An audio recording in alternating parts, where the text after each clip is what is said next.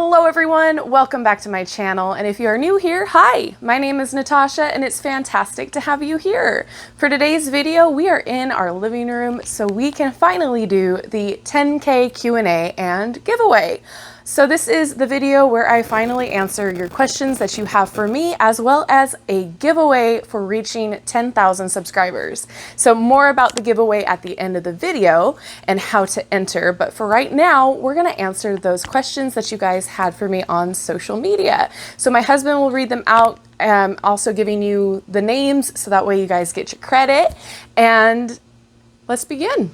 Lindsay B asks, I'm curious how you got into tarot and what do you love about tarot? Okay, I got into tarot at kind of a young age.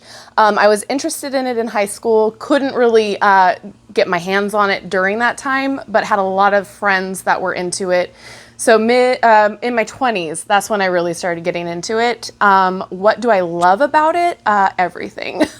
It's become more of like a healing journey for me, and it's a meditative journey, and I just got really good at it, so I love it. All right, Ford Erie says one of their favorite things about your deck reviews is when you pick a card or one jumps out at you and you go in depth on it. So their question is, when and why did you start doing this, and will you continue in this tradition? Yes, I absolutely have continued in this tradition. I was very much interested in showing you guys how the deck was going to be read once you purchase it, and if you liked how the guidebook read alongside the card and the imagery. And so instead of just picking the first card, I felt like the card deck itself might want to showcase its card for you guys at the time, if that makes sense. So it seems like one card always wanted to jump out in the deck when I shuffled it, so therefore that's the card that I would read for you guys. And I absolutely love this tradition because it always seems to be the card that's pertinent for understanding the deck's personality. Mermaid Bay Tarot. Oh, hi Mermaid Bay. What got you interested in tarot? I was always interested in things that weren't mainstream, if that makes sense. So like I was into astrology at a very young age, into like anything esoteric, metaphysical, and tarot just seemed like the natural progression for that. It was something that wasn't the Ouija board, so I felt comfortable in learning it and trying it out, and it just stuck. It was something that really became near and dear to my heart. Ava Tula wants to know if you have a favorite deck for shadow work. So far, what I've been using for shadow work is the Darkwood Tarot. I find that it's just intimidating enough, but it also has really good explanations in the guidebook for shadow work specifically, and I believe there's some spreads for that as well. I really connect with the art style, and I really liked how there was always some sort of like darker imagery without being terrifying. So that for sure has to be one of my favorite tarot decks for shadow work. As far as Oracle goes, I don't really have a favorite yet. I have used Dark Mirror for that, but it is really I guess intimidating. However, if you're looking for an answer and you're looking for it to be screamed at you, that's the deck for that. Rosemarie asks, what made you decide to do your channel and share your amazing growing collection? Okay, so those of you who don't know, my channel was originally going to be a crafting channel where I do macrame, crochet, all of those tutorials and have fun with making things. What switched all of that was a lot of my friends were asking me about tarot, about my journey, how to do it, what decks I would recommend. And so I was super small starting out, so I figured I'll just make a video and then I'll direct people to it. Sure enough, that's what exploded my channel, and then I just kept growing with the decks, and it just became a passion, and I absolutely love it. Flavia Agata. Oh, hi Flavia. Has two questions for you. Number one, how do you handle when you feel disconnected to your intuition? Okay. When I feel disconnected from my intuition, I don't read. I don't do anything. I take a time out. I've tried in the past to work through that, but it's always frustrating and I never get the correct answer. It's the same along the lines of when you're feeling sick or when you're feeling like not mentally well, your mental health is suffering, that I don't pick up the cards either, just because the messages I feel personally are tainted by that bias, if that makes sense. So I always feel like if I'm going through a rough patch, it's always more difficult to listen to my intuition, or I want to hear specific things that I'm never going to get the right answer. So I take a break, I do some self-care, and then usually it turns around pretty quickly that things start feeling connected again. Ritual baths are a great way for me to do that as well, where I sit and have my Epsom salt mix with different herbs and I can relax in that, or even just a nice shower and I can visualize everything washing away and feeling connected to source again. And the second question is, what is your favorite fantasy book? Oh, my favorite fantasy book. My husband got me started on the Dresden Files, and I feel absolutely horrible for not finishing the series. He's not even done with the whole series. But the best book opening like I've ever read. It just fills you with so much information, but in the best way. And it's this whole world, it's this built up world that I feel is similar to how Harry Potter's world got built up and you felt immersed into it. It's just fantastic. I highly recommend it. Who is the author, babe? Jim Butcher. Jim Butcher, yes. Highly recommend. I need to get back onto it. And as of right now, I'm currently reading A Discovery of Witches, which is phenomenal. I got sucked in, so highly recommend that too. Right. Coralie Allen wants to know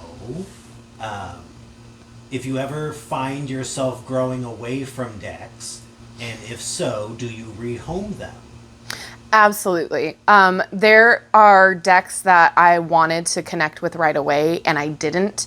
However, I feel like they each have their own personality.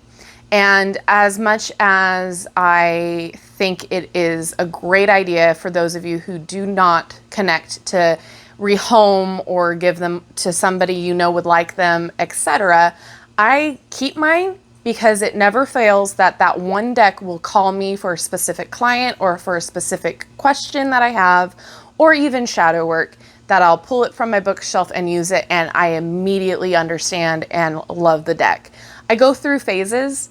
So if I get a new deck and I feel connected to it, such as the Crystal Unicorn deck, I will use it exclusively for a month long, and then it's a cycle, and then I'll get attached to another deck. But there's always going to be those decks where I'm not connected to them at first, but then I'll get called to it or drawn to it for a specific thing, and sure enough, I'm like, yep, I love it again. So there's always going to be those decks. However, for me, I don't know what it is. Maybe it's just how my intuition works, but I absolutely will go back to those decks at some point.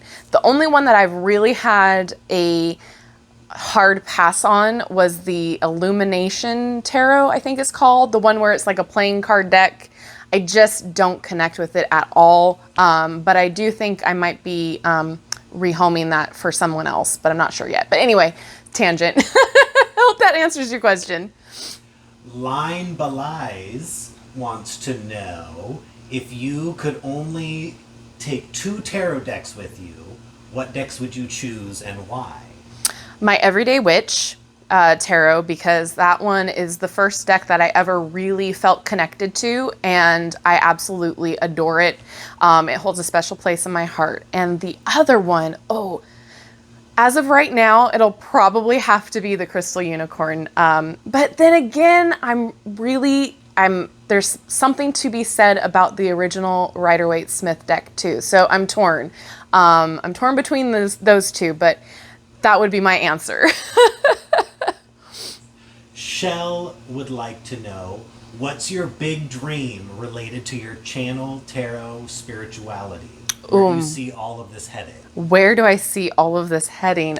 Oh, that's a loaded question if I ever did hear one. Honestly, I just want to help people. I didn't, like I said, get into this for any particular reason other than to help people along their journey and along their spirituality. Breaking stigma would be a great one too. And then a big dream would be hopefully one day have a couple decks underneath my belt, be published by a mass producer producer. And then I think my ultimate would be to have my own like apothecary / bookstore. That's like a huge dream for both me and my husband, who is a book nerd and absolutely can tell you almost anything about books. So that would be my big dream, to be able to have all of that underneath my belt is a huge dream, but you know, we're working toward it.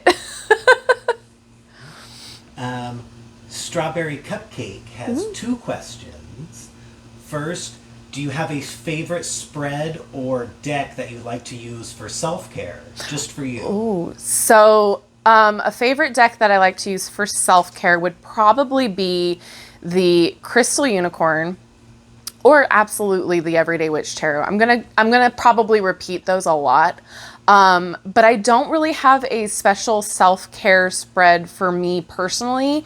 It's usually whatever comes out of the deck, but there is a spread that I did use in the Pick a Card self-care video that I did, where it was 2 cards, what you need to bring in or focus on and what you need to release.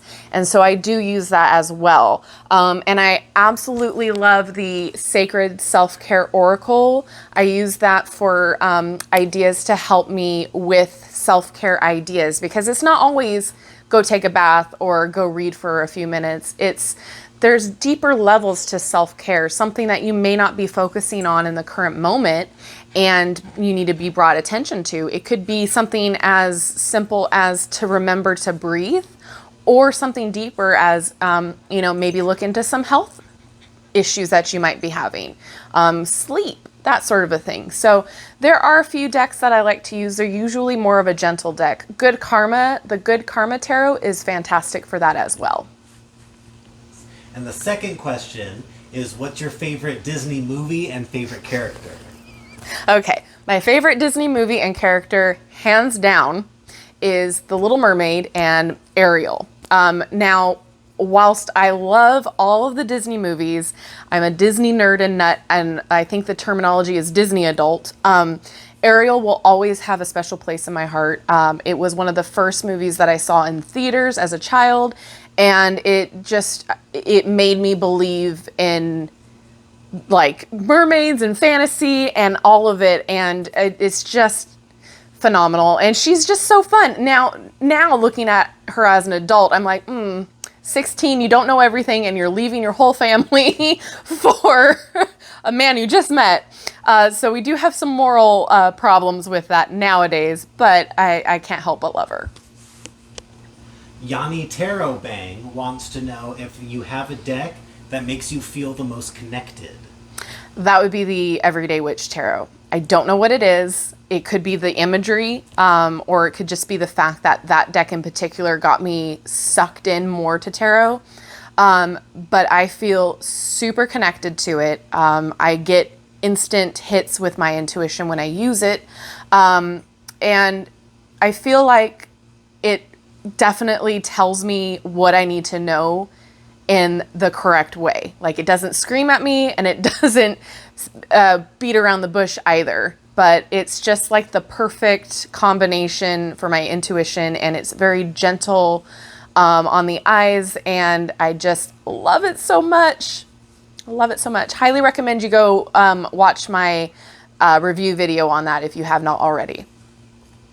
V Love and Crystal. Hi, V! Wants to know, what 3 decks have you been neglecting and you'd like to work with or get to know more? Three decks I've been neglecting. One, the Antique Anatomy Tarot. I absolutely adore it, but it's just one of the ones that I don't reach for first. But I feel like when the winds change here and it starts becoming more fall, that's the one that I will go to along with the Halloween Tarot, which I use every single Halloween now. I love it. But another one would be the Jane Austen Tarot. I really liked the concept. It's also a 52 card deck, and you can use it as a playing card system as well. I really liked it, but I wasn't drawn to it to use every day because of that system, and I haven't read all of Jane Austen's books. So there's a bit of a disconnect there. So I would love to get connected with that a little bit more. And the third, have to think about all the decks that I haven't really used lately. You know what? The Forest of Enchantment, that tarot, I absolutely think it's gorgeous and it's beautiful and it feels like cottagecore. It definitely has a fantasy element. I thought it would be more animal based, but it's not. It just gives you a warm, cozy feeling when you use it because it's like you are traversing the forest and you're meeting all of these different creatures and animals and people. And it's just one that I don't typically use for day to day, but I highly recommend that. Deyanira wants to know what's the best advice you can give for people who are starting to learn tarot and get overwhelmed easily. Go slow. Don't try to learn all of them or memorize all of the cards' meanings at first because it's not going to happen. It is absolutely 100% okay to have your tarot guidebook or a tarot resource next to you whilst you're reading. That's how I learn. I still do it sometimes because my memory isn't really that great. So it's all about your intuition. So when you start out, you're always going to get these intuitive hits, but second guess yourself because you don't think that that's the correct meaning. You'll learn how to weave those together and really get a in-depth meaning from the card and the reading. But also when you're getting your first deck, or even when you're going to use your deck again, take a look at each card, flip through them one by one, and really get a sense of what that card is trying to tell you, what it's trying to portray.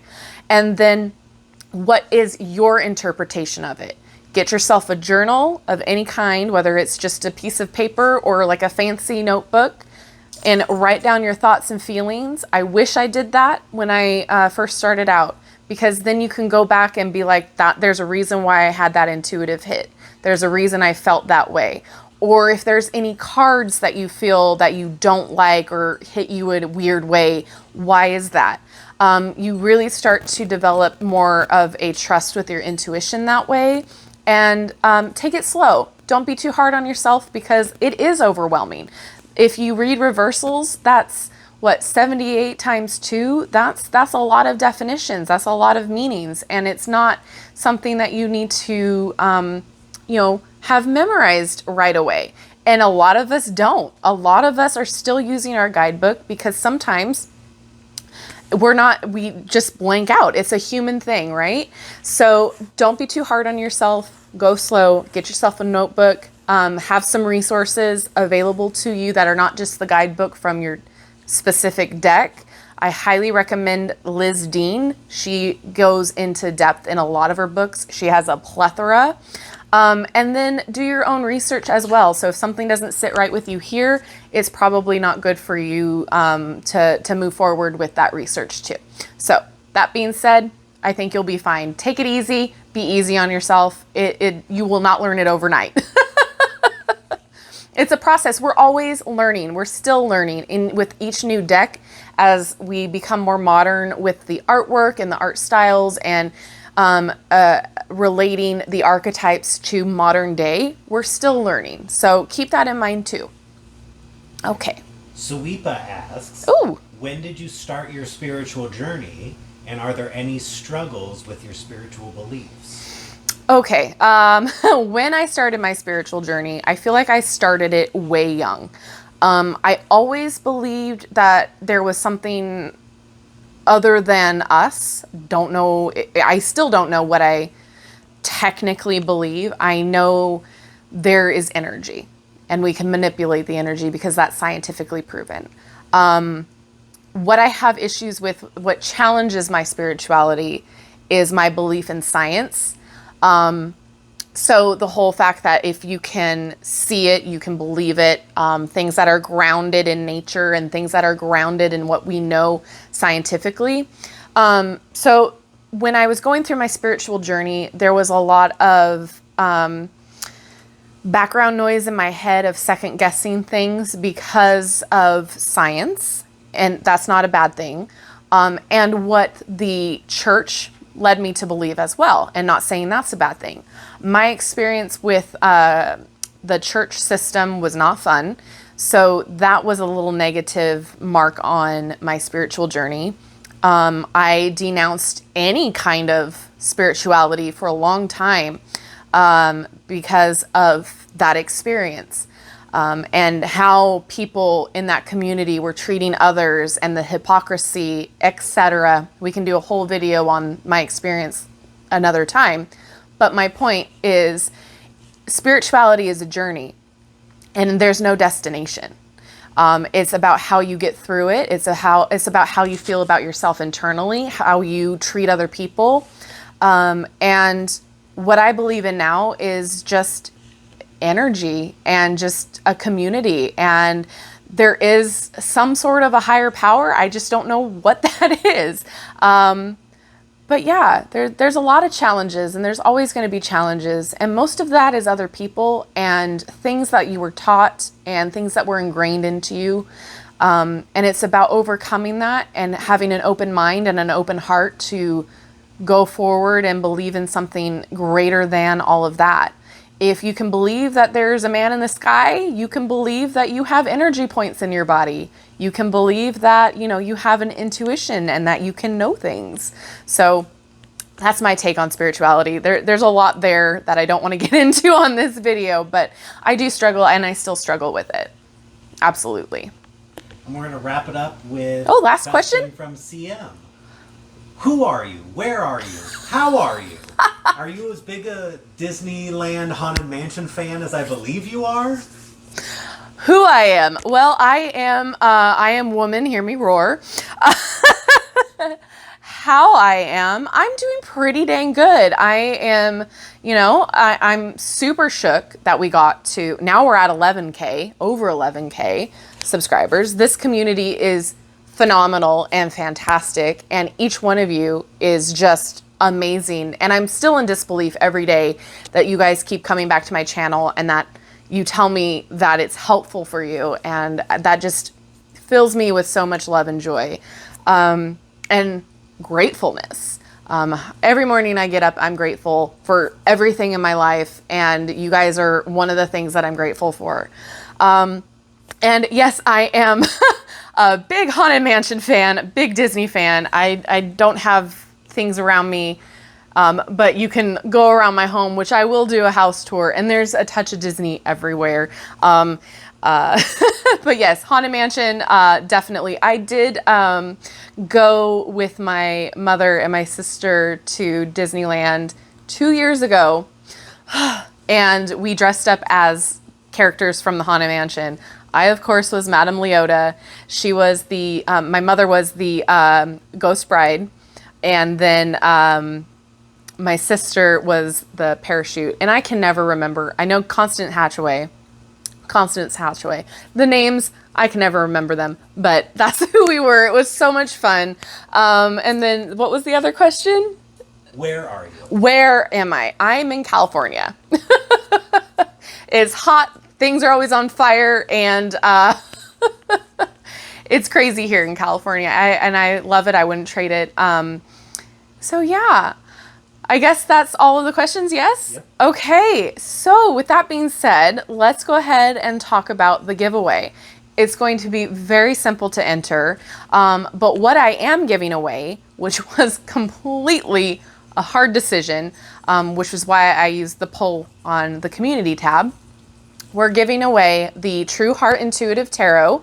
It is a brand new one wrapped and everything. So I will be sending that out, as well as a free reading from me. So I will be doing however many cards I feel drawn to pull. It's not limited. So all you need to do to enter is make sure you are subscribed, because this is a subscriber giveaway. So make sure you're subscribed. Comment down below on this video. What should they comment? Like the crystal ball? Yeah. The crystal ball emoji. Comment the crystal ball emoji, as well as like your favorite tarot deck. Maybe that, just whatever the case may be. In order to enter, that crystal ball emoji has to be in the comment. You can say whatever else, but just make sure you have that crystal ball emoji. My dogs are playing right now. They're like, oh, we're over. And then that's it. Make sure you like this video as well. So like it, share it if you want to share it. The more it gets, you know, liked and engaged with, the more it goes out to the algorithm. So that way all of the subscribers can see that as well. So in order to win your deck and your free reading, just make sure that you comment the crystal ball emoji down below, like the video, and make sure you're subscribed. That's it. That's all.